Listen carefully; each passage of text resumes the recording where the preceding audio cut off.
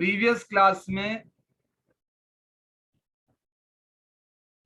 Company की definition और company के फीचर्स, ये दो चीजें पढ़ी थी। कंपनी क्या चीज है और कंपनी के क्या क्या फीचर्स हैं, ये मैंने आपको पढ़ाया था। डेफिनेशन में मैंने बताया था company means a company which is registered under this act और under any previous company law. जो कंपनीज एक्ट 2013 के अकॉर्डिंग, हाँ जी क्या बोला मैंने, जो कंपनीज एक्ट 2013 के अकॉर्डिंग रजिस्टर्ड होगा वही कंपनी कहलाएगी। समझ आई बात या नहीं? और अगर कोई कंपनी 2013 एक्ट आने से पहले रजिस्टर्ड थी तो वो भी कंपनी ही कहलाएगी। तो डेफिनेशन ने कंपनी की फीचर्स को नहीं बताया, कंपनी के बारे में कुछ खास एक्सप्लेनेशन नहीं दी। डेफिनेशन ने एक बात पर फोकस किया कि जैसा हम सभी को मालूम है कि पार्टनरशिप के अंदर रजिस्ट्रेशन ऑप्शनल होता है, लेकिन कंपनी के केस में कोई रजिस्ट्रेशन ऑप्शनल नहीं है। यहां पर रजिस्ट्रेशन क्या है? कंपलसरी। अगर आप अपने आप को as per the act registered नहीं कराते तो आप एक कंपनी बना ही नहीं सकते। समझ आती है बात ये नहीं? और रजिस्टर्ड ये नहीं किसी भी एक्ट के अकॉर्डिंग रजिस्टर्ड हो गए, कंपनीज एक्ट के अकॉर्डिंग रजिस्टर्ड होते हैं तो ही आप क्या कहलाएंगे?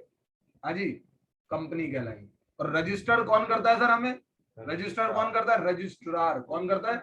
रजिस्ट्रार करता है। समझ आती है बात ये नहीं आती? पार्टनरशिप का एक अलग रजिस्ट्रार है, कंपनी का एक अलग रजिस्ट्रार है। हमारे दिल्ली के अंदर जो कंपनी का रजिस्ट्रार है वो नेहरू प्लेस के अंदर बैठते हैं। समझ आए? नेहरू प्लेस के अंदर रजिस्ट्रार ऑफ कंपनीज का ऑफिस है।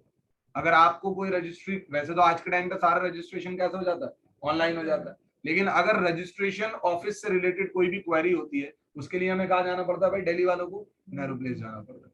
समझ आती है बात ये नहीं? चलिए, बहरहाल मैंने आपको कंपनी की डेफिनेशन बताई थी कि कंपनी की डेफिनेशन में एक बात पर फोकस किया गया है कि कंपनी विदाउट रजिस्ट्रेशन, यानी एज पर कंपनीज एक्ट 2013 के अकॉर्डिंग जो रजिस्ट्रेशन के रूल्स, रजिस्ट्रेशन से रिलेटेड जो लॉज लिखे हुए हैं, अगर आप उसके अकॉर्डिंग अपने आप को रजिस्टर्ड नहीं कराते हैं तो आप एक कंपनी नहीं कहलाए जा सकते। समझ आती है बात ये नहीं? फिर कंपनी के फीचर्स में हमने कुछ और बातें पढ़ी। सबसे पहली बात क्या कि कंपनी एक इनकॉर्पोरेटेड एसोसिएशन है। क्या है भाई? Incorporated association. भाई इनकॉर्पोरेटेड एसोसिएशन, एसोसिएशन किसे कहते हैं भाई? Group of people. एसोसिएशन किसे कहा जाता है भाई? कंपनी, जाहिर सी बात है एक बंदा, वैसे तो आज के टाइम पर एक बंदा भी कंपनी बना सकता है। ओपीसी आपने नाम सुना होगा, 1 पर्सन कंपनी। लेकिन अगर मैं ओपीसी को साइड में रख दूं, ओपीसी की बात ना करूं, तो कंपनी तो नाम ही एक से ज्यादा लोगों का है। आप कहते नहीं यार मैं अकेला जा रहा हूं, मेरे साथ चल, मुझे कंपनी दे दो। तो कंपनी वर्ड तो बेसिकली यूज ही किसके लिए किया जाता है? दो या दो से ज्यादा लोगों के लिए यूज किया जाता है। समझ आई बात? या नहीं? तो एसोसिएशन का मतलब होता है ग्रुप ऑफ पीपल, यानी दो या दो से ज्यादा लोग। लेकिन ये जो दो से दो ज्यादा जो लोग हैं वो विदाउट रजिस्ट्रेशन नहीं बना सकते कंपनी। इसीलिए ये जो एसोसिएशन है, कंपनी एक ऐसी एसोसिएशन है जहां पर उसका इनकॉर्पोरेशन होना कंपलसरी है। इनकॉर्पोरेशन, इनकॉर्पोरेटेड का मतलब है रजिस्टर्ड से, इनकॉर्पोरेटेड का दूसरा मतलब क्या होता है? रजिस्टर्ड। तो कंपनी के फीचर में सबसे पहला फीचर ही हम कंपनी की डेफिनेशन से निकालते हैं, और वो पहला फीचर क्या बनता है भाई? Incorporated association. दूसरा, कंपनी की अपनी खुद की एक लीगल पहचान है। हाँ जी, कंपनी की अपनी खुद की एक लीगल पहचान है, यानी कानूनी तौर पर कंपनी को एक सेपरेट पर्सन माना जाता है। कानूनी तौर पर कंपनी को क्या माना जाता है? सेपरेट पर्सन माना जाता है। यानी कंपनी के जो शेयर होल्डर हैं, कंपनी के जो डायरेक्टर हैं, अच्छा शेयर होल्डर कौन होते हैं? जो कंपनी के अंदर शेयर्स खरीदते हैं। डायरेक्टर्स कौन होते हैं? जो कंपनी के कंट्रोल करते हैं, कंपनी को मैनेज करते हैं, मैनेजमेंट वगैरह करते हैं। लेकिन कंपनी को एक अलग से अपनी पहचान मिलती है। कानूनी तौर पर जो वो कागज होता है ना जिसके अकॉर्डिंग कंपनी को रजिस्टर्ड किया जाता है, लॉ कहता है कि भाई कंपनी, अगर आपने कोई कंपनी बनाई एबीसी प्राइवेट लिमिटेड, तो एबीसी प्राइवेट लिमिटेड की एक लीगल अपनी पहचान है। अगर कोई भी एसेट्स परचेज होंगे तो एबीसी प्राइवेट लिमिटेड के नाम से परचेज होंगे। कोई भी लाइबिलिटी रेज होगी एबीसी प्राइवेट लिमिटेड के नाम से रेज होगी। उन लाइबिलिटी, वो लाइबिलिटी कंपनी की कहलाएंगी, शेयर होल्डर की नहीं कहलाएंगे। एसेट कंपनी के कहलाएंगे, शेयर होल्डर्स के नहीं कहलाएंगे। मेरी बात समझ आ रही है नहीं आ रही? क्या समझाना चाह रहा हूं मैं आप लोगों को? हाँ जी बच्चे बताइए मुझे। तो कंपनी की अपनी एक सेपरेट लीगल एंटिटी है। अच्छा, सेपरेट लीगल एंटिटी का फायदा जो है वो शेयर होल्डर्स को मिलता है। किसको मिलता है? क्योंकि शेयर होल्डर क्या करते हैं, कंपनी के शेयर खरीदते हैं और कंपनी में पैसा इन्वेस्ट करते हैं। अब मान लो एक शेयर की वैल्यू जो है वो 100 रुपए की है, कितने की है, और शेयर होल्डर ने कंपनी का एक शेयर खरीदा 100 रुपए दे दी। अब एक ही शेयर क्यों ना हो, उसके पास है तो शेयर होल्डर में, है ना। अब मान लेते हैं कंपनी के सारे एसेट बिक जाते हैं, क्या हो जाते हैं भाई, कंपनी के सारे एसेट बिक जाते हैं। क्यों बिक रहे हैं, कंपनी डूब रही है, लॉसेस में जा रही है, तो सोचा गया कि भाई कंपनी को बंद कर दिया जाता है। तो अब जब भी किसी बिजनेस को बंद करते हो तो क्या करते हो, सारे एसेट्स बेचते हो। एसेट्स बेचने के बाद जितनी भी कर्जदारी होती है कंपनी की, उसे लौटाते हो। अब एसेट्स बेचने के बाद आपने कर्जदारी चुकानी शुरू करी, लेकिन फिर भी आप कर्जदारी पूरी तरह से नहीं चुका पा रहे, सारे एसेट्स खत्म हो गए लेकिन स्टिल कुछ लाइबिलिटीज बची हुई। अब जो लाइबिलिटी होल्डर थे कंपनी के, वो जाकर शेयर होल्डर का गिरबान पकड़ने की कोशिश करते, कहते भैया लाओ जी, अब जो हमारा पैसा बच गया है वो आप लौटाइए, कंपनी के तो सारे एसेट्स बिक गए, अब वो पैसा आप लौटाइए हमें। शेयर होल्डर कहता भैया बात सुनो, मैंने इस कंपनी का 100 रुपए का एक शेयर खरीदा था, मैंने कंपनी को वो 100 रुपए दे दिए हैं, और मेरी लाइबिलिटी सिर्फ यहीं तक लिमिटेड है, मैं इससे ऊपर एक भी फूटी कौड़ी कंपनी को, तो वो बंदा कहेगा कि भाई आप इस कंपनी के मालिक हो, हमारा पैसा लौटाइए। समझ आई, कंपनी की लाइबिलिटी का मतलब आपकी लाइबिलिटी दोगे हो, दूर हो जाओ। समझ आई बात, ये नहीं, कंपनी की लाइबिलिटी का मतलब कंपनी की लाइबिलिटी, हमारी लाइबिलिटी भी थी कंपनी के लिए, वो कितनी थी, 100 रुपए की, और वो पैसा हमने कंपनी को दे दिया। हमारी लाइबिलिटी सिर्फ यहीं तक लिमिटेड है। अगर आप कंपनी से पैसा नहीं निकलवा पा रहे पूरा, तो आपने कंपनी के साथ कॉन्ट्रैक्ट किया ही क्यों था। सब जानते हैं कि कंपनी की क्या होती है, लिमिटेड लाइबिलिटी, तभी तो कंपनी को अपने नाम के आगे लगाना पड़ता है लिमिटेड। क्या लगाना पड़ता है, चाहे प्राइवेट कंपनी है तो प्राइवेट लिमिटेड, पब्लिक कंपनी है तो सिर्फ लिमिटेड, लेकिन लिमिटेड वर्ड लगाना कंपनी के लिए क्या है, कंपलसरी, ताकि जो लोग कंपनी के साथ डील कर रहे हैं उन्हें इस बात की इंफॉर्मेशन रहे कि जिस ऑर्गेनाइजेशन से हम डील करने जा रहे हैं उसके ओनर्स की लाइबिलिटी क्या है, लिमिटेड है। अगर हमारा पैसा वापस आने में दिक्कत हुई तो ओनर की जितनी लाइबिलिटी है सिर्फ उतना ही पैसा वो ऑर्गेनाइजेशन को देगा, उससे ज्यादा नहीं देगा। तो हमको एक रिस्क फैक्टर रहता है। अगर आप किसी सोल प्रोप्राइटरशिप से या पार्टनरशिप से डील करते हैं तो भैया अगर बिजनेस के सारे एसेट्स बिक गए और फिर भी मेरा पैसा नहीं आ पाया तो मैं ओनर के घर के बर्तन तक बिकवा सकता हूँ, समझ आई, पर्सनल एसेट्स बिकवा सकता हूँ। लेकिन यहाँ पर ऐसा नहीं हो सकता। अगर आपने ओनर्स ने क्या बनाकर बिजनेस करना शुरू किया है, तो कंपनी बनाकर शुरू किया, तो कंपनी के अंदर लाइबिलिटी क्या होती है, लिमिटेड होती है। तो मैंने क्या बताया कि कंपनी एक इनकॉर्पोरेटेड एसोसिएशन है, पार्टनरशिप भी एक एसोसिएशन है लेकिन इनकॉर्पोरेटेड नहीं। समझ आती है बात, ये नहीं आती। कंपनी एक ऐसी एसोसिएशन है जो क्या है, इनकॉर्पोरेटेड। हाँ जी, कंपनी की अपनी खुद की एक सेपरेट लीगल एंटिटी होती है, कंपनी की अपनी कंपनी के जो शेयर होल्डर्स होते हैं उनकी लाइबिलिटी क्या होती है, लिमिटेड होती है। चौथी चीज भाई, कंपनी एसेट खरीदती है अपने नाम पर, लाइबिलिटी खरीदती है अपने नाम पर, लेकिन कंपनी एक ऐसा पर्सन है, उसकी लीगल तौर पर अपनी पहचान तो है, लेकिन कंपनी एक ऐसा पर्सन है, ना ही सांस ले सकता, ना ही खा सकता, ना पी सकता, वो तो ऑन पेपर लॉ ने क्रिएट किया है।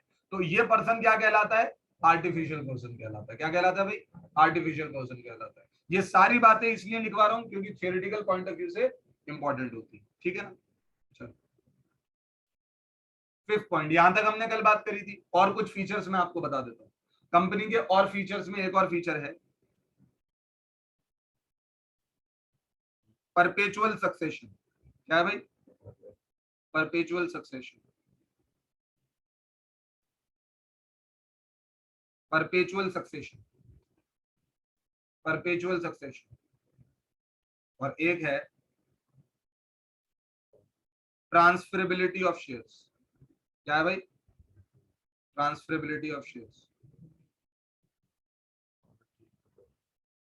Perpetual succession, transferability of shares, इन दो फीचर्स को जरा तरीके से समझते हैं। देखो भाई क्या होता है, अगर मुझे किसी कंपनी में इन्वेस्ट करना है, मुझे किसी कंपनी का शेयर होल्डर बनना है, मुझे किसी कंपनी में ओनर बनना है, तो मैं क्या करूंगा, उस कंपनी से कहूंगा आप मुझको अपने शेयर दीजिए और मैं आपको पैसा देता हूं। बताइए ऐसा ही होगा, कंपनी को हम पैसा देंगे और कंपनी के पास से हमारे पास क्या आ जाएगा, शेयर्स आ जाएंगे। तो किसी भी कंपनी के शेयर्स खरीदकर हम उस कंपनी के शेयर होल्डर यानी मालिक बन सकते हैं। और जो हमारा पैसा कंपनी के पास जाएगा वो कंपनी उस पैसे को क्या कहेगी, शेयर कैपिटल। क्या कहेगी, क्योंकि जब ओनर बिजनेस में पैसा लगाता है तो उसे कैपिटल कहा जाता है। लेकिन कंपनी का कैपिटल किसी एक पर्सन से नहीं आता, बहुत सारे शेयर होल्डर से आता है, इसीलिए कंपनी के कैपिटल को क्या कहा जाता है, शेयर कैपिटल कहा जाता है। समझ में आती है बात या नहीं आती? चलिए ठीक है, मैंने कंपनी के शेयर कैपिटल में पैसा इन्वेस्ट कर दिया। अब होता क्या है, मैं कंपनी से नाखुश हूं, कंपनी की परफॉर्मेंस मुझे अच्छी नहीं लग रही, मैं इस कंपनी का शेयर होल्डर बना नहीं रहना चाहता। मैं कंपनी के पास जाता हूं और कहता हूं लो जी अपना पैसा पकड़ो और मेरा पैसा मुझे दो, शेयर पकड़ो। कंपनी कहेगी बेटा जिस दिन हमारी ये बिजनेस बंद होगा ना उस दिन तुम्हें शेयर का पैसा मिलेगा। ऐसे बीच में आकर तुम हमें हमारा शेयर पकड़ाकर पैसे वापस नहीं ले सकते। आप इस कंपनी के मालिक बने हो, और अगर आप इस कंपनी के मालिक बने हो ना तो हमने आपको अपना मालिक चुन लिया, और अब हम आपका पैसा सबसे आखिर में वापस करेंगे, क्योंकि जो बिजनेस का ओनर है वो सबसे आखिर में पैसा उसका वापस होता है। समझ आई बात या नहीं? पहले पैसा लाइबिलिटी होल्डर्स को दिया जाता है जो कर्जा देते हैं कंपनी। अगर आपको कंपनी में इन्वेस्ट ही करना था तो कर्जा देकर कर देते, और कर्जे का एक टाइम होता है, हम उस टाइम से आपको आपका पैसा वापस कर देते। लेकिन आपको तो कंपनी का मालिक बनना था, आपको तो चौधरी बनना था, है ना? मैं तो ओनर कहलाना चाहता हूँ, शेयर होल्डर कहलाना चाहता हूँ इस कंपनी का। तो भाई शेयर होल्डर जो होता है वो अल्टीमेट रिस्क लेता है। कौन लेता है भाई? अगर आपने कंपनी में पैसा लगाया है तो जिस दिन कंपनी बंद होगी सबसे आखिर में पैसा आपको वापस होगा। समझ आती है बात? ये नहीं बीच में हम आपको पैसा वापस नहीं कर सकते। तो ये बंदा क्या करेगा, ये बड़ा परेशान हो जाएगा, ये कह रहे तो मैं फंस गया। इसीलिए एक मार्केट होती है, क्या होती है, एक मार्केट होती है जिसे हम कहते हैं स्टॉक मार्केट। क्या कहते हैं? आपने सुना होगा stock exchange, stock market, share बाजार, इन सब के नाम सुने होंगे आपने, है ना? तो ये बंदा क्या करेगा, इस शेयर को उस मार्केट में जाके बेच देगा। वो कहेगा मुझे इस कंपनी का ओनर नहीं बनना, कोई और बनना चाहता है तो बन सकता है। वो दूसरा बंदा अगर बनना चाहता होगा तो वो आपको आपके शेयर के पैसे देगा और आप उसको अपना शेयर क्या कर देंगे, ट्रांसफर कर देंगे। समझ आई बात ये नहीं? लेकिन कंपनी को जाकर आप ऐसा नहीं कर सकते। समझ आती है बात ये नहीं? लेकिन हाँ, अब जिसको मैंने शेयर बेच दिया, कंपनी की कोई बात नहीं, हमारे पास तो पैसा आया हुआ है ना, तुम अपना शेयर किसी और को भी बेच के जा सकते हो। और इसी को कहा जाता है, इसी फीचर को कहा जाता है ट्रांसफरेबिलिटी ऑफ शेयर्स। क्या कहा जाता है? Transferability of share. इस पॉइंट पर बेटा बड़ा फोकस रखना, क्योंकि इससे रिलेटेड मैं अभी कुछ आगे बातें करूंगा। लेकिन आपको मेरी बात क्लियर होती है ट्रांसफरेबिलिटी ऑफ शेयर से रिलेटेड? हाँ जी बताइए मुझे कि अगर मैंने किसी कंपनी का शेयर परचेज किया है तो मैं अगर उस पैसे को दोबारा से रियलाइज करना चाहता हूँ, देखो जरूरी नहीं है कोई आदमी बुरा मानकर ही पैसा रियलाइज करता है, कोई आदमी खुशी में भी पैसा रियलाइज यानी अब कंपनी का शेयर बेचने की कोशिश कर सकता है। उसने जब कंपनी का शेयर खरीदा था तो उस वक्त 10 रुपए में शेयर खरीदा था, आज मार्केट में उसकी वैल्यू 120 रुपए, और वो 120 रुपए में यानी 110 रुपए का प्रॉफिट एक्चुअल में कैश की फॉर्म में कमाना चाहता है। समझ आती है बात या नहीं आती? उसने हजारों शेयर खरीदे हुए थे और हजारों शेयर पर 110 का प्रॉफिट अगर उसे मिलेगा तो उस प्रॉफिट को रियलाइज करने की कोशिश कर सकता है। या तो वो चाहे कि भाई नहीं कोई बात नहीं, आज 120 वैल्यू कल को 200 भी होगी, 250 भी होगी, 300 भी होगी, मैं तो लॉन्ग टर्म के लिए इन्वेस्ट करके रखूंगा। लेकिन नहीं भाई पैसों की जरूरत है और प्रॉफिट नजर आ रहा है तो वो अपने शेयर को बेच भी सकता है। मार्केट में जाके, स्टॉक मार्केट में जाकर आप कंपनी के शेयर को बेच सकते हैं। समझ में आती है बात या नहीं आती? Is there any problem? बताइए मुझे। तो इसी फीचर को कंपनी के क्या कहा जाता है? Transferability of shares. बताओ जी आपको ये बात समझ आती है नहीं आती? Is there any problem? चलिए अब आती है बात परपेचुअल सक्सेशन की। किसकी बात आती है भाई? परपेचुअल सक्सेशन की। सर ये परपेचुअल सक्सेशन का मतलब क्या है? परपेचुअल वर्ड मिला बना है परपेचुइटी से। किससे बना है? परपेचुइटी से। और परपेचुइटी वर्ड कहलाता है अनलिमिटेड, ये इनफाइनाइट। परपेचुइटी का मतलब क्या होता है? इनफाइनाइट। देखो बेटा पार्टनरशिप जो है ना, पार्टनरशिप, आप लोगों ने पार्टनरशिप का नाम सुना? पार्टनरशिप का डिसोल्यूशन कब होता है? पार्टनरशिप का डिसोल्यूशन जब एग्रीमेंट में एक भी बदलाव आ जाता है ना? इतने दिन से यही तो पढ़ा रहा हूं आपको कि अगर आपके बनाए हुए एग्रीमेंट में एक भी चेंज आ गया तो पार्टनरशिप डिसॉल्व हो गई। मैं पार्टनरशिप फर्म की बात नहीं कर रहा, मैं पार्टनरशिप की बात कर रहा हूं। पार्टनरशिप एक रिलेशनशिप को कहते हैं ना। समझ आई बात या नहीं? तो पार्टनरशिप बंद हो जाएगी अगर एक भी चेंज आ गया। लेकिन कंपनी जो है ना, कंपनी कंपनी कभी भी बंद नहीं हो सकती, यानी कंपनी की कभी भी मौत नहीं हो सकती। कंपनी को बनाया किसने? लॉ ने। किसने बनाया? और कंपनी को मारेगा भी कौन? लॉ। यानी अगर कोई शेयर होल्डर चाहे कि मैं कंपनी खत्म कर दूंगा तो कंपनी खत्म नहीं हो सकती। कंपनी का परपेचुअल सक्सेशन होता है। क्या होता है? यानी इनफाइनाइट सक्सेशन, इनफाइनाइट यानी अनलिमिटेड पीरियड के लिए कंपनी चलती रहती है। क्यों सर, ऐसा क्यों? मैं आपको एक एग्जांपल देता हूं, एक केस सिनेरियो। भाई एक कंपनी थी जापान की, समझ आई बात? ये नहीं, जापान में एक कंपनी इनकॉर्पोरेट हुई। अब जापान में कंपनी इनकॉर्पोरेट हुई, उस कंपनी के अंदर 4 शेयर होल्डर्स थे। कितने थे? ये सारे शेयर होल्डर गाड़ी में बैठ के जा रहे। समझ आई बात? एक बम आता है, समझ में आती है बात? हिरोशिमा नागासाकी से वो बम आगे उड़ा के चला जाता है सबको, ये 4 भी निमट लिए। समझे कि नहीं समझे? अब 4 शेयर होल्डर मर गए, कंपनी के अंदर 4 ही शेयर होल्डर थे, कंपनी बंद हो जानी चाहिए थी। समझे कि नहीं समझे? जब सारी रीडेवलपमेंट दोबारा से हुई तो देखा गया कि भाई ऑन पेपर कौन कौन सी कंपनी फॉर्म हुई, ऑन पेपर कौन कौन सी कंपनी फॉर्म। अब उनमें इन 4 शेयर होल्डर्स के नाम निकले जब सरकार ने देखा, और 4 शेयर होल्डर्स को देखने के बाद पता लगा भाई 4 मर चुके हैं उसी हादसे के अंदर। समझ आई बात नहीं? लेकिन इनकी औलादे, कुछ इनके जो लीगल रिप्रेजेंटेटिव्स हैं वो अभी भी जिंदा। तो इन 4 जो शेयर होल्डर्स थे उनका शेयर, इनका शेयर क्या हो गया भाई? उन लोगों को ट्रांसफर। समझ आई बात? ये अब आप देखो, एक पूरा का पूरा न्यूक्लियर बॉम्ब आकर पड़ गया लेकिन कंपनी डिस्ट्रॉय नहीं होता। इसीलिए कहावत है, even a hydrogen bomb can not destroy a company. समझ आती है बात? ये नहीं, क्योंकि अगर आप सारे मेंबर्स को मार भी देंगे तो उनका शेयर ऑटोमेटिकली किसी और को क्या हो जाएगा? ट्रांसफर हो जाएगा। समझ आई बात? ये नहीं पेपर नहीं जाएगा, तो ऐसा थोड़ी पूरा जापान तबाह हो गया। समझे कि नहीं समझे? तो परपेचुअल सक्सेशन का मतलब समझ आया आपको? यानी कंपनी की लाइफ में परपेचुटी है। समझे कि नहीं समझे? कंपनी की लाइफ में क्या है? परपेचुटी, ये कभी खत्म नहीं हो सकती। इन शॉर्ट मैं आपको ऐसे मजाक कोई एग्जांपल दे रहा हूं, इसका मतलब समझो आप। कंपनी को क्रिएट किसने किया? लॉ। कंपनी को एंड भी कौन करेगा? लॉ। कोई मेंबर, ये कहते हैं अ मेंबर मे कम और go but company goes forever. Member आएंगे और मेंबर जाएंगे, लेकिन कंपनी हमेशा चलती रहेगी। समझ में आती है बात? ये नहीं आती? हाँ जी बच्चे, एनी प्रॉब्लम इन दिस? तो ये जो परपेचुअल सक्सेशन है ना, ये परपेचुअल सक्सेशन का फीचर अराइज बेसिकली किसकी वजह से होता है? ट्रांसफरेबिलिटी ऑफ शेयर्स की वजह से। समझे कि नहीं समझे? Is there any problem? बताइए मुझे।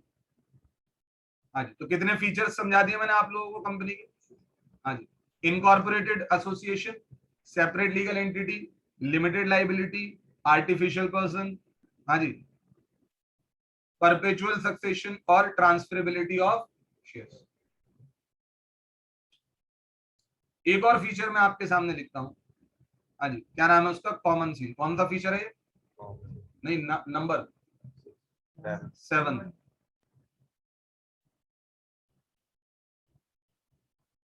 Common seal. अच्छा मुझे एक बात बताइएगा, कंपनी अगर एसेट खरीदेगी तो शेयर होल्डर के नाम से खरीदेगी या कंपनी के नाम से खरीदेगी? कंपनी एक सेपरेट पर्सन है ना, कानून ने कंपनी को एक सेपरेट पहचान दी है भाई, सेपरेट लीगल एंटिटी माना है। तो अगर कोई एसेट परचेज किया जाएगा तो कंपनी के नाम पर, कोई लाइबिलिटी यानी लोन लेना है भाई तो भी, कोई शेयर होल्डर लोन नहीं ले रहा, कंपनी के नाम से लोन लिया जाएगा। कोई एसेट परचेज करना है कंपनी के नाम से लिया जाएगा। अब भाई अब आप कोई भी चीज खरीदते हो या कोई भी लाइबिलिटी आप रेज करते हो, तो आपके ऊपर कॉन्ट्रैक्ट पेपर साइन करने होते नहीं करने होते? हाँ जी, कॉन्ट्रैक्ट पेपर साइन करने होते नहीं होते? अब कॉन्ट्रैक्ट पेपर साइन तो वही पर्सन करेगा ना जो खरीद रहा है, और यहाँ पर तो कंपनी खरीद रही है और कंपनी तो एक पेपर है। अब पेपर अपने आप वो अपना कोना निकाल कर, ऐसे जैसे कार्टून्स के अंदर होता है, वो खुद तो साइन करने वाला नहीं। समझ आई बात? ये तो कंपनी को रिप्रेजेंट करने के लिए, कंपनी के सिग्नेचर को रिप्रेजेंट करने के लिए एक सील बनाई जाती है। क्या बनाई जाती है भाई? सील समझते हैं ना, वो ठप्पा जो होता है, समझ आई, मोहर जिसे कहा जाता है। उस स्टैम्प पर, उस सील पर क्या होता है? कंपनी का नाम, कंपनी का एड्रेस एनग्रेव्ड होता है। क्या होता है? एनग्रेव्ड। एनग्रेव्ड का मतलब समझते हैं? गुदा हुआ। समझ आई बात? यानी वो उससे मतलब वो लिखा थोड़ी जाता है, वो तो गोदा ही जाता है ना उसके ऊपर। तो कंपनी का नाम, कंपनी का एड्रेस क्या होता है? एनग्रेव्ड होता है। अब कहीं पर भी कंपनी को साइन करने हैं तो वो क्या करते हैं भाई? कॉमन सील को लगा देते हैं। समझ आई? कॉमन, इस सील को, इस मोहर को कॉमन सील क्यों कहा जा रहा है? क्योंकि हर जगह पर सिग्नेचर के लिए एक ही सील का इस्तेमाल किया जाएगा, अलग अलग सील का इस्तेमाल नहीं किया जाएगा, उसे कहते हैं कॉमन सील। समझ आई बात? ये जो कंपनी के जो बड़े डायरेक्टर्स होते हैं उनके कंट्रोल में होती है ये सील। जब पुराना एक्ट हुआ करता था, कंपनीज एक्ट 1956, कंपनीज एक्ट 1956, जब ये वाला लॉ हुआ करता था, उस टाइम पर तो कंपनी की कॉमन सील रखना कंपलसरी हुआ करता। आज के टाइम पर क्या है? ऑप्शनल। क्या है? तो सर साइन कैसे होते हैं? जो डायरेक्टर होते हैं वो साइन कर सकते हैं। समझ आती है बात? ये नहीं, पहले भी ऐसे होता था, कॉमन सील लगाई और डायरेक्टर को साइन करना पड़ता था, वरना तो ऐसा हो जाता कि कॉमन सील किसी ने भी चुरा के कहीं पर भी लगा दी। समझ आई बात? ये नहीं, तो पहले भी डायरेक्टर्स के साइन होते थे, जो अथॉराइज डायरेक्टर होते थे, जिनको अथॉरिटी होती थी कि आप साइन करेंगे कॉन्ट्रैक्ट्स पे, तो पहले भी हुआ करता था। तो फिर लॉ को रियलाइज हुआ कि जब होना ही डायरेक्टर का साइन है तो कॉमन सील को कंपलसरी करना कोई जरूरी नहीं। तो आज के टाइम पर कॉमन सील क्या है भाई? एक तरीके से ऑप्शनल। समझेंगे नहीं समझे? ये मैंने आप लोगों को कंपनी और कंपनी से रिलेटेड फीचर्स बताए। मैं आपको ईमानदारी से एक बात समझाऊं बेटा, ये 11वीं क्लास की चीज थी। 11th क्लास में हमको ये सारी चीजें पढ़नी है, बिजनेस स्टडीज के अंदर। चलो सर कोई बात नहीं, आप लोगों का पढ़ाई लिखाई से वैसे भी कोई खास नाता नहीं है, तो क्या ही एक्सपेक्ट करूं? मुझे मालूम होता है कि कुछ नहीं पढ़ा होगा किसी, और मैं यही सोचकर क्लास को शुरू करता हूँ। आप तो फिर भी 12वीं में हो, मैं तो आगे वालों को भी यही मानकर शुरू करता हूं, नहीं आता कुछ। चलो, और मैं क्या कह रहा था, आपको कंपनी की डेफिनेशन समझ में आ गई, कंपनी से रिलेटेड फीचर समझ में आ गए। अब मैं आपको दो तरीके की कंपनीज के बारे में बताऊंगा। एक को कहते हैं प्राइवेट कंपनी और एक को कहते हैं public company.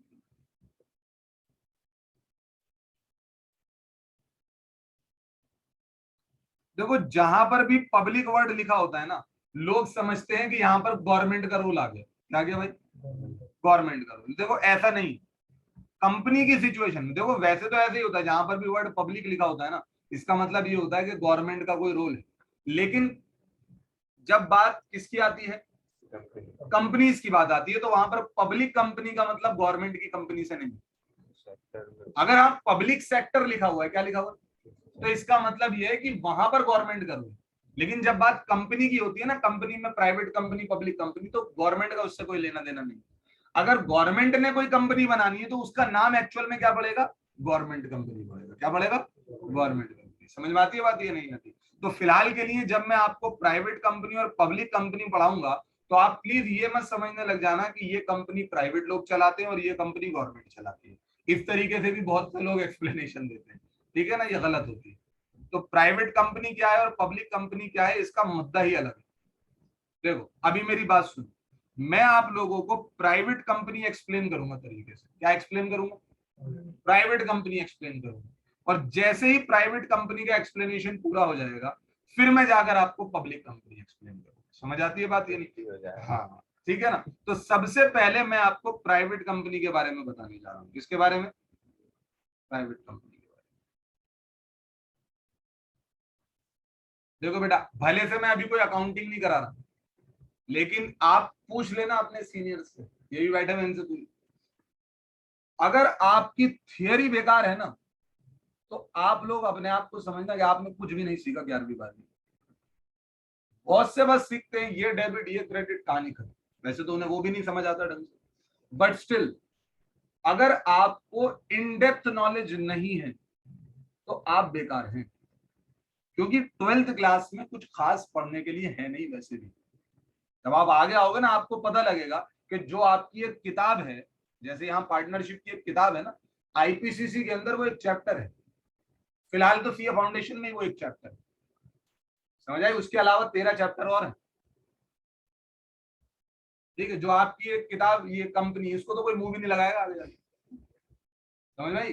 Cash flow statement जैसी चीजें बहुत छोटी छोटी हो जाती हैं आगे जाके। समझे नहीं समझे? तो मैं आपसे फिर कहूंगा, आपको लग रहा है ना 3-3 अलग अलग बुक्स आप पढ़ रहे हो, तो पता नहीं क्या ही पढ़ लिया आप लोगों ने, पहाड़ पढ़ लिया। कुछ भी नहीं पढ़ रहे आप लोग। ये एक ही किताब हुआ करती थी, बाद में जाकर ऑथर्स को रियलाइज हुआ यार हम पैसा कमा सकते हैं, 3 टुकड़ों में तोड़ दिया उन्होंने। समझ आई? हम जब पढ़ते थे ना 12वीं क्लास में, तो एक किताब हुआ करती थी बहुत मोटी सी, बस उसी में सब हो जाता था। और मैं कोई 1959 में नहीं पढ़ा हुआ, हाँ 2013 ही पास आउट। चलो प्राइवेट कंपनी के बारे में बात करते हैं। चलिए भाई देखो, प्राइवेट कंपनी और पब्लिक कंपनी क्या डिफरेंस होता है, वो बात की बात है। पहले हम समझेंगे कि प्राइवेट कंपनी कहते किसे। Private company means a company, नहीं नहीं नहीं नहीं, वो public company. Private company means a company having minimum paid up share capital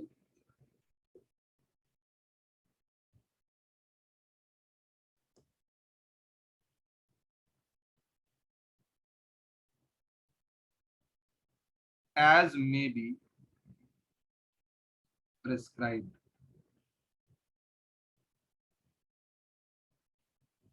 and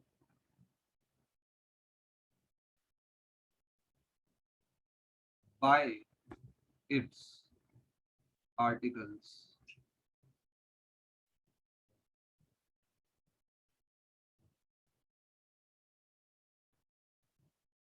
restrict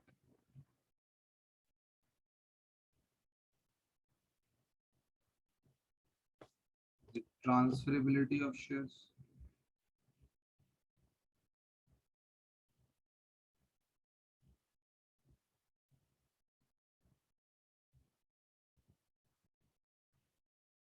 limits the members up to 200,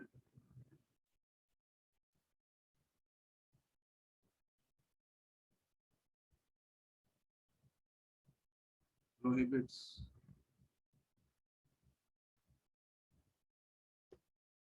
from public subscription।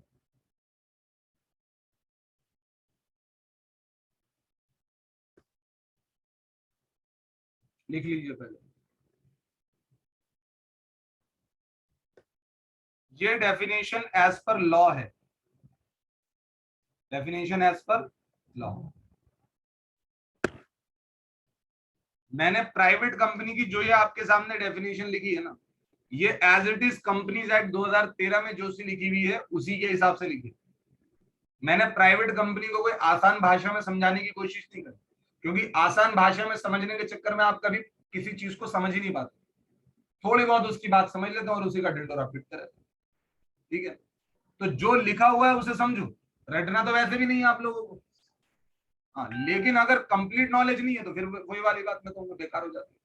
ठीक है, इधर देख, मैं ये कह रहा था private company means a company having minimum paid up share capital as may be prescribed. ये सबसे इंपॉर्टेंट पॉइंट शुरुआत में आ गया। हाँ जी, देखो शेयर कैपिटल का क्या मतलब होता है बताइएगा मुझे। शेयर कैपिटल का मतलब क्या होता है? जो कैपिटल शेयर होल्डर्स बिजनेस में इन्वेस्ट करते, जो शेयर होल्डर, जो कैपिटल शेयर होल्डर बिजनेस में इन्वेस्ट करते हैं उसी को तो शेयर कैपिटल कहते हैं। देखो जब पुराना लॉ हुआ करता था ना, कंपनीज एक्ट 1956, कंपनीज एक्ट 1956, तो यही डेफिनेशन कुछ इस तरह से लिखी होती थी कि private company means a company having minimum paid up share capital of ₹1,00,000। क्या लिखा होता था? ऑफ ₹1,00,000। और पब्लिक कंपनी के केस में क्या लिखा होता था? Public company means a company having minimum paid up share capital of ₹5,00,000। कितना लिखा होता था? यानी अगर मुझे प्राइवेट कंपनी बनानी होती थी, अगर मुझे प्राइवेट कंपनी बनानी होती थी तो मिनिमम शेयर कैपिटल कितना इन्वेस्ट किया जाना जरूरी होता था? 1,00,000 का। और अगर मुझे कोई पब्लिक कंपनी बनानी होती थी तो मिनिमम शेयर कैपिटल कितना इन्वेस्ट हो रहा था करता था? 5,00,000 का। लेकिन आज के टाइम पर इन्होंने वो 1,00,000 और 5,00,000 यानी नए लॉ के अंदर, कंपनीज एक्ट 2013 के अंदर, ना ही इन्होंने 1,00,000 वर्ड लिखा, ना ही यहां पर इन्होंने अजी 5,00,000 लिखा। इन्होंने लिखा private company means a company having minimum paid up share capital. Definition तो वही उठाई, बस साथ में बस अमाउंट नहीं लिखी। और क्या लिख दिया? As may be prescribe. यानी इस बात को बाद में प्रिस्क्राइब किया जाएगा, इस बात को बाद में बताया जाएगा। और आज तक इन्होंने ऐसा कुछ भी नहीं बताया। यानी आज के टाइम पर आप 100 रुपए के साथ भी एक प्राइवेट कंपनी शुरू कर सकते हैं। समझ में आती है बात? क्योंकि जब तक आप प्रिस्क्राइब करोगे ही नहीं कि कैपिटल कितना है। अच्छा सर, प्रिस्क्राइब कहां करेंगे? बेटा एक चीज है कंपनी रूल्स। क्या है बेटा? Company rules. वहां पर जहां पर भी लिखा होता है ना प्रिस्क्राइब्ड वर्ड, तो उन बातों को कहां प्रिस्क्राइब किया जाता है? कंपनी रूल्स में। कहां प्रिस्क्राइब किया जाता है? ये भी सरकार ने ही बना रखे। जैसे ये कंपनीज एक्ट है ना, ऐसे ही क्या है? Company rules. एक्ट में अगर कहीं पर भी लिखा होता है ना प्रिस्क्राइब्ड, तो जो भी बात प्रिस्क्राइब्ड होती है उसको कहां प्रिस्क्राइब किया जाता है? कंपनी रूल्स में प्रिस्क्राइब किया जाता है। लेकिन कंपनी रूल्स अगर हम पढ़ते हैं तो अभी तक कोई भी paid up share capital prescribe नहीं है। तो पहले क्या हुआ करता था कि प्राइवेट कंपनी बनाने के लिए एक minimum paid up share capital की रिक्वायरमेंट हुआ करती थी, और वो minimum paid up share capital कितना हुआ करता था भाई? 1 लाख का हुआ करता था। लेकिन आज के टाइम पर कोई भी मिनिमम वाली बात नहीं। तो ये जो बात हमने शुरुआत में पढ़ी है, private company means a company having minimum paid up share capital, ये एक तरीके से अभी तक हमारे लिए कोई जरूरी साबित नहीं है। क्योंकि जब तक आप लिमिट बताओगे नहीं तो हम याद क्यों रखेंगे? अब तो हम 100 रुपए के पेड अप शेयर कैपिटल के साथ भी क्या बना सकते हैं? प्राइवेट कंपनी बना सकते हैं। यानी 100 रुपए इन्वेस्ट करके भी कंपनी बनाई जा सकती है। फिर उसके बाद यहां पर लिखा एंड। क्या लिखा भाई? Bye it's articles. Bye it's, बेटा आपको पता है किसी भी कंपनी के 2 इंपॉर्टेंट डॉक्यूमेंट होते हैं। किसी भी कंपनी के 2 इंपॉर्टेंट डॉक्यूमेंट होते हैं। पता नहीं आपने सुना हो या नहीं सुना हो। मैं 11वीं क्लास में बहुत निकम्मा स्टूडेंट था, लेकिन फिर भी मुझे इन 2 डॉक्यूमेंट का नाम पता था। अगर आपको नहीं पता होगा तो आप मुझसे भी ज्यादा बेकार, ठीक है। और मैं बिजनेस स्टडीज कंपार्टमेंट वाला स्टूडेंट था, ठीक है। हाँ जी, 2 डॉक्यूमेंट है। एक है मेमोरेंडम ऑफ एसोसिएशन और एक है आर्टिकल ऑफ एसोसिएशन। हाँ जी। अब लोग सोच रहे हैं हमें तो सिर्फ कोविड ने पास करा दिया।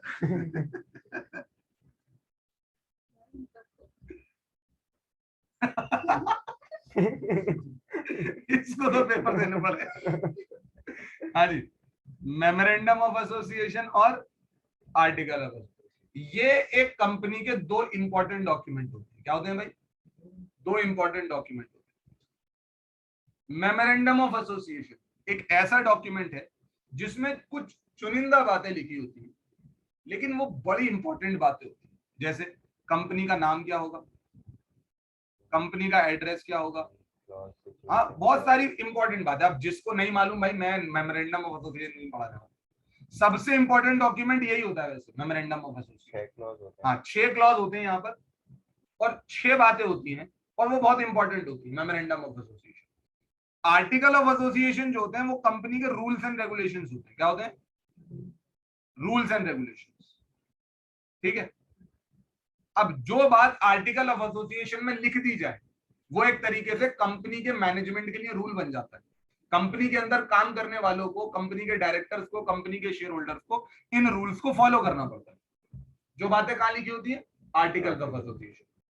अब लॉ क्या कहता है? लॉ कहता है बाय इट्स आर्टिकल्स। यानी लॉ ने आर्टिकल ऑफ एसोसिएशन को लेकर एक बात कह दी। अब जब भी कोई प्राइवेट कंपनी बनाना चाहेगा ना, और जाहिर सी बात है अगर आप एक कंपनी बनाओ चाहे पब्लिक हो या प्राइवेट, आपको मेमोरेंडम भी बनाना पड़ता है और आपको आर्टिकल भी बनाना पड़ता है। तो लेकिन अगर मैं प्राइवेट कंपनी बनाऊंगा ना, तो मुझको लॉ की इस डेफिनेशन को ध्यान में रखना होगा। और लॉ की डेफिनेशन कहती है एंड बाय इट्स आर्टिकल। इसका मतलब यह है कि उस प्राइवेट कंपनी को अपने आर्टिकल ऑफ एसोसिएशन में ये 3 बातें लिखनी पड़ेगी। अपने आर्टिकल ऑफ एसोसिएशन में ये 3 बातें लिखनी पड़ेगी। तो इसका मतलब ये हुआ सर कि अगर कोई भी प्राइवेट कंपनी होती है तो उसके आर्टिकल ऑफ एसोसिएशन में ये 3 बातें लिखी हुई होती है, और इन्हीं 3 बातों को वो प्राइवेट कंपनी फॉलो कर रही होती है। वो प्राइवेट कंपनी फॉलो कर रही होती है। और अब मैं आपको एक बात बताऊं, अगर आप किसी प्राइवेट कंपनी और पब्लिक कंपनी में एक डिफरेंस क्रिएट करना चाहते हैं तो आपको इन्हीं 3 बातों को समझना होगा। अगर आपने ये 3 बातें समझ ली तो इसका मतलब यह है कि आप आसानी से कह सकते हैं कि ये एक प्राइवेट कंपनी और एक ये पब्लिक कंपनी। सर ये 3 बातें क्या है? Restricts, limits, prohibits. ये याद रखेंगे वर्ड। क्या बोला मैंने? Restricts, limits, prohibits. बोलो साथ साथ, रिस्ट्रिक्ट्स, लिमिट्स, प्रोहिबिट्स। क्या बोला भाई? Restricts, limits, prohibits.